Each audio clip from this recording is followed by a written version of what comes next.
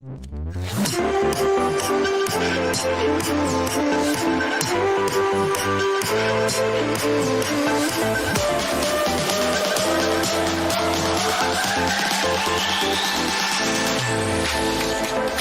for joining us for the Connect podcast. I'm Cole Phillips, the lead pastor of the Connection Church, and every week we're going to look into the Bible to find out how God's Word connects to our everyday lives.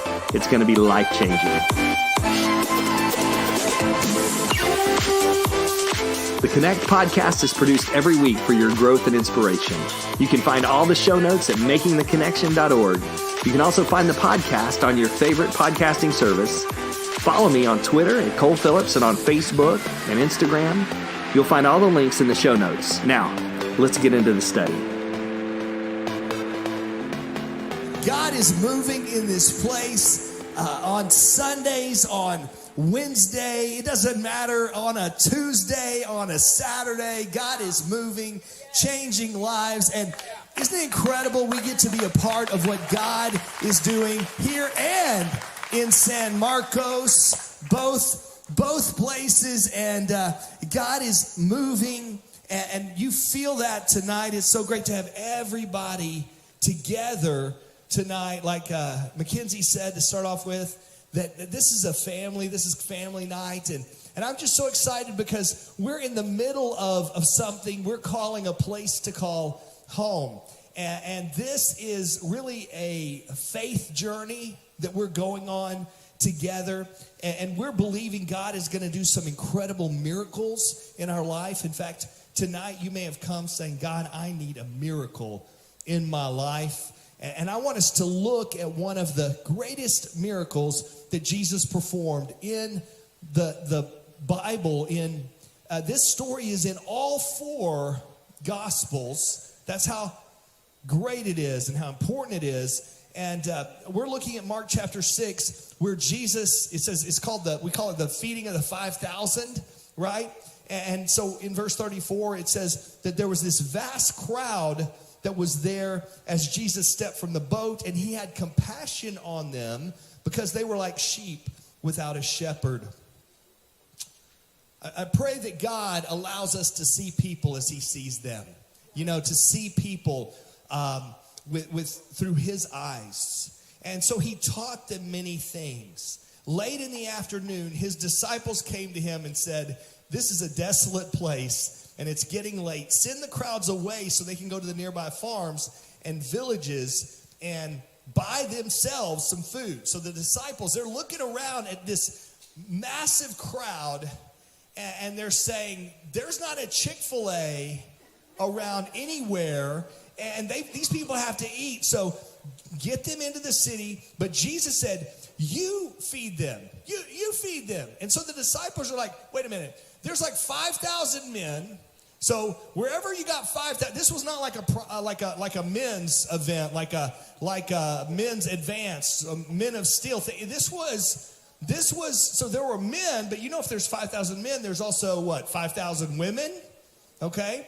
And then also, there are probably 5,000 kids. So there are maybe around 15,000 people who are gathered around there. And just imagine if Jesus said, okay, you feed them. You feed them. And you're thinking, wait a minute, we don't have the money to feed all these people. Where are we going to get the food? How are we going to get the food to the people? And so Jesus said, go and see what food there is available. And they found these 5 loaves of bread and these 2 fish. And Jesus said, now, we're going to feed all of these 15,000 people. And, if I'm in the crowd and I'm looking and there's like 2 fish and 5 loaves, I'm going to be like, this ain't going to work, right? I got to find me some food somewhere. But Jesus told the disciples, direct everybody to sit down in groups of like 50 and 100 people. And then Jesus blessed that little Happy Meal, right? And he started breaking it into pieces. They started distributing it. And everybody ate, the Bible says, until they were full.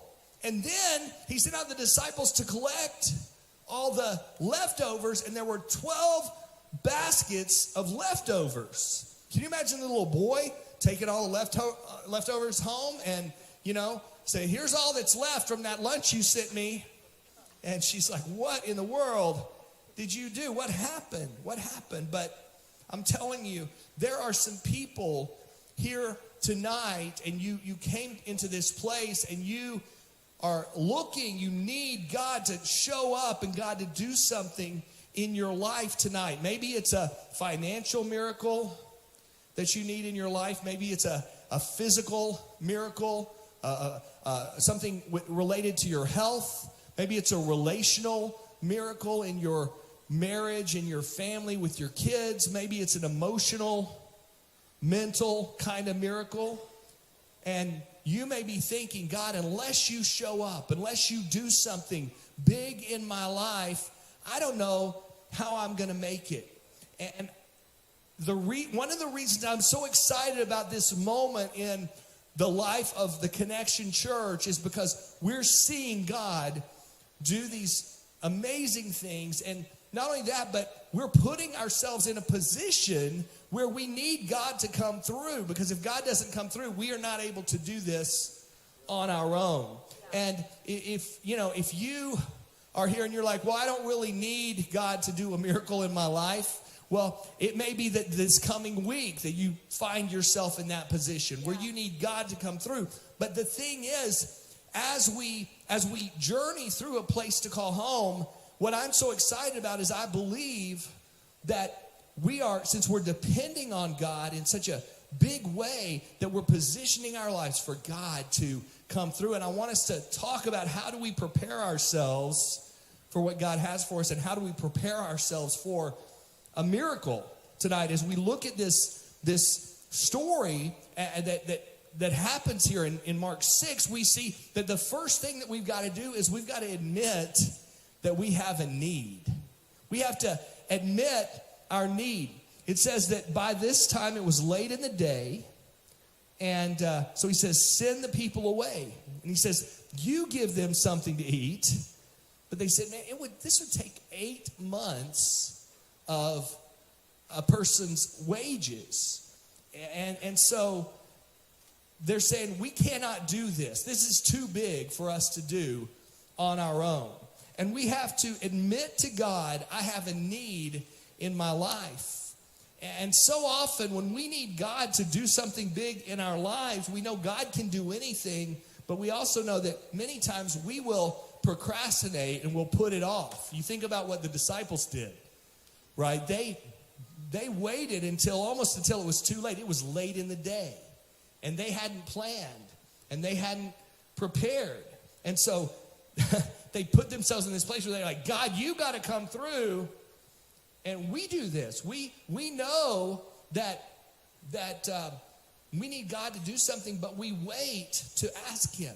We put it off. Some of us, we say, well, time. That saying, time heals all wounds. But that's not really true. Left untreated, what happens to a wound in our life, it will get infected over time if you don't deal with it and you don't begin to do something about it. And so we need to stop putting off what it is that we need to do in the business we need to take care of with God. If there's something in your life and you're saying, I'll just deal with it later, I'm going to fix this on my own, you say, no, I'm not going to procrastinate any longer. We're dealing with this now. We're dealing with this tonight. We're dealing with this, in this moment. And the second thing, we pass the buck. They said, send the people away. This is their problem. This is somebody else's problem. This is not our problem. And we're great at blaming other people, okay? We're great at saying, if my wife hadn't have done that, then we wouldn't be in this situation, right? If my kids hadn't done that, or my husband, and so if my parents, hadn't put my diapers on too tight, I wouldn't be in this situation. And we're not willing to admit that the problem is my problem. It's our problem, okay? And we need God to move in our lives. But the third thing we do is we worry about the problem. We just worry about it as if that fixes anything, right? Listen, we're either going to worry about it. The worries that we have are the things that we're holding on to that we're not trusting God with. That we got to say, God, I'm going to stop worrying about it. I'm going to begin trusting you. I'm putting this in your hands, okay? Jesus says that you're never going to add a moment to your life by worrying. In fact, the opposite's true. You're going to shorten your life if you continue worrying. So we got to admit our need. We got to admit our need and admit that, God, I'm in this physical situation in my life, and the doctors have given me this report, but God, I need you to move in my life right now. I'm in this financial situation. God, I need you to move now. And then the second thing is you've got to assess what you already have. Look at what you do have. So often we say, I've lost everything. No, you haven't. You're still breathing. You still have a pulse, right? You haven't lost everything. And so Jesus says, go out and see what is there. And even though it was so small, what they gathered, what they found, let me tell you, when you place that little bit in God's hands, little becomes a lot when you give it to God. And so you say, here's where I am financially. I'm going to be faithful with what you've given me. Here's where I am emotionally. Here's where I am spiritually. And we lay it at his feet and we say, God, I'm giving it to you. I'm going to trust you with what you've given me. And then the third thing is this: we have to give what we have to God. Whatever it is that you do have, you give it all to God. So in verse 41, it says, Jesus took the 5 loaves and the 2 fish. He blessed the food, which to bless means to make more of than what is there. That's why I say, if you're dieting, be careful about blessing the food, because, you don't want to make more calories. And he blessed it, he broke the loaves, and he kept giving them to the disciples to set before the people. Okay? And so the little boy gave what he had. And he said, Jesus, you take this and you use it however you see fit. I mean, the little boy must have been hungry too, right? But he gave all that he had. And we have to get to the point where we say, I can't fix this on my own, and I've done everything that I can do, but God, you can do so much more, and I'm laying it at your feet. God is in the miracle working business. It's what he does. It's what he does. And then the fourth thing is this: we expect God to multiply it. We expect God to move. Okay? We expect God. I mean, God can do anything, and so often we're praying, as Pastor Bobby said, 2 weeks ago, we're praying little prayers, little safe prayers, to a God who can do anything. Who can do anything. So we trust him.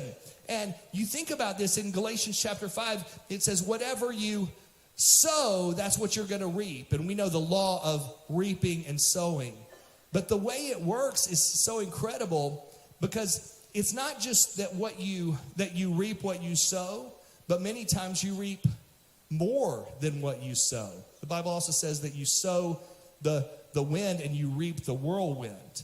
Okay? So you get back more than you plant. You get back more. So how does that work? Well, you start talking negative, and what happens? People around you are negative. They go negative. That comes back at you.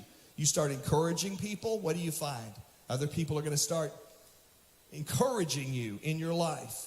If you sow criticism, you're going to reap criticism into your life. If you sow mercy for others, you're going to get some mercy back. If you sow grace, you're going to get some grace back in your life. God wants to multiply what you give to him. He wants to multiply it as you turn it over to him. And he's going to take that. He's going to take that little bit and he's going to begin to use it in your life in big ways. And so as we move forward, and we've just done week 1 of A Place to Call Home, but as we move forward, we're going to, I'm just telling you, this journey, a lot of people think, well, this is about money, right?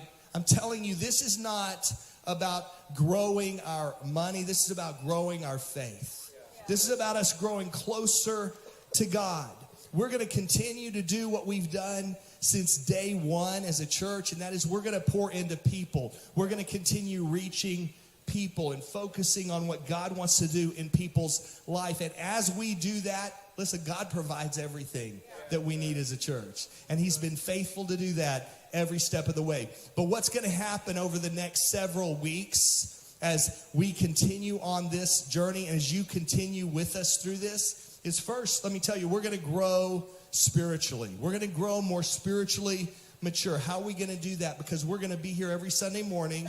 We're going to be growing and learning together. But we're also, and I'm really excited about this, on Monday, we're starting this 21-day prayer journey, okay? And there's a prayer guide that will be on our app, and it's going to be available. We'll have a few physical copies for those of us who are technologically impaired, that you can pick those up. And then every day, our team on social media has already prepared a devotional for us that we're going to get to go through together and grow, because this is a spiritual journey.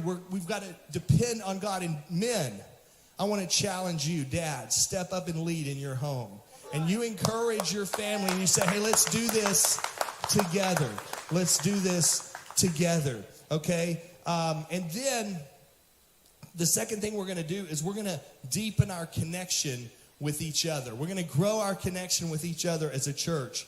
And I believe this, that a church does not grow to, on Sunday, we had around 1,600 people at both campuses combined. Why is that? Why are people drawn into this place? Why are they drawn in? They're drawn in because we love people. And this is a place, I mean, I believe that you'd have to lock the doors to keep people away from a place where people know that they're loved. And so we encourage people, get into your connection groups. Find a group, okay? When does a church become too big? It's when you don't know anybody. But you don't have to know everybody, but you need to know a few people. And so we want to encourage you, get in a connection group. And 1 Peter 4:9 says, open your homes to each other. 1 Peter 3:8 says you should be like one big happy family. And so we love seeing each other as a family, and we open our homes to each other in our groups. But the third thing that's going to happen is we're going to connect others with God. We're very serious about the mission of our church as we stay focused on our mission. And we're gonna in fact, the money that we receive through that we bring and that we give through a place to call home, did you know we believe so much in generosity that even though we have a great need with the land and with the parking lot in San Marcos and all this, we're sending 10% of that money out to our mission partners. And I've spoken with several of our mission partners this week, and they're doing incredible things. And so we're doing that. So it's about connecting others with God, but then we're also growing in our generosity. We're growing in our generosity, you know, and so we're excited about that. But as we do this, I want to share with you, I want to kind of land here really quickly, 4 things that you can expect to see over the next several weeks as we go through this. The first thing is I believe you're going to see some miracles. Because as you are trusting in God in bigger ways, and God is working in your life, do you know how he's going to increase and how he's going to bless and multiply? It's by blessing your life and blessing your job, blessing your family, blessing your homes. He's going to be working, and we get to hear those stories. We want to hear those stories. And not only that, but we're going to be hearing stories of some of those in our family, in our church family, each week, that we hear what God has done in their life. And so we're going to celebrate that, but we want to hear from you about what God is doing in your life. And the second thing is you can expect to grow in your faith like never before, okay? Now, listen, if you don't want to grow in your faith, then the next couple of weeks might not be very fun for you, because this is going to be challenging. And that's how we grow, right? When we're challenged, we're talking about spiritual growth and what it looks like to be all in and a fully devoted, sold out follower of Jesus Christ, okay? So listen, if you just want to kind of coast along, just sort of sit back and watch, you won't grow. But if you go all in and you fully engage, you're going to grow like never before. And the third thing, and this is the bad news. I don't know if it's really bad news, but it's the one that's hard to talk about. But you can expect to face some spiritual attack in your life, okay? Anytime a church is moving forward and is storming the gates of hell, you can imagine that when we're reaching people and we're seeing people baptized every single week for the past forever, and we see lives being changed, don't you think the devil's a little mad about that? Don't you think he wants to do everything he can to stop that, right? But let me tell you, we're not scared. We're not afraid of the devil's schemes. We know what he's up to, and so we're prepared and we're ready. And listen, anytime the devil brings up your past, you just remind the devil of his future, because you have a future and he doesn't. He doesn't. So, and the fourth thing, let me tell you, expect to experience great joy. Expect God to move and expect to experience joy in your life. I'm telling you, I've never been so excited as I am in the history of the Connection Church. I'm more excited today than I've ever been about what God is doing right here in our church, through our church, making a difference. We hear this day after day. And so as we move forward through this, and again, I'm talking to family here. This is the family time. But you have a choice to make. You know, you can say, I'm jumping in. I want to be all in on what God is doing here. Or you might just sit back and say, I'm not really sure about this. I'm going to watch and wait and see. Kind of see what happens. And some of you, this is not you. There's nobody here like this. It's like, I'm not doing this. Nobody's going to say that. Nobody on a night of worship is going to say that. Nobody's going to say, I don't want to be a part of this, right? We want to get in intentionally and be involved and say, hey, I'm going to do this 21 days of prayer. And I'm going to be all in on what God is doing. I'm going to be praying about this. And I'm going to be asking God, how do you want me to be involved? And God, how do you want me to make a difference? And we're going to see God do some amazing miracles like never before. And there are things that God is doing right now, even with our land, that are absolutely phenomenal. It is amazing what God is doing. And I believe God is, we're going to look back on this time in the future. We're going to look back on this period right here, and we're going to say, wow. People are going to say, how did that happen? You know, there weren't enough of them. They didn't have enough resources. They didn't have enough money. They didn't have what it takes. And yet, because we are faithful and because we're saying, God, whatever you ask, God, we are all in, that we're able to do exceedingly abundantly, that God is able to do exceedingly abundantly more than we could ever ask, think, or imagine.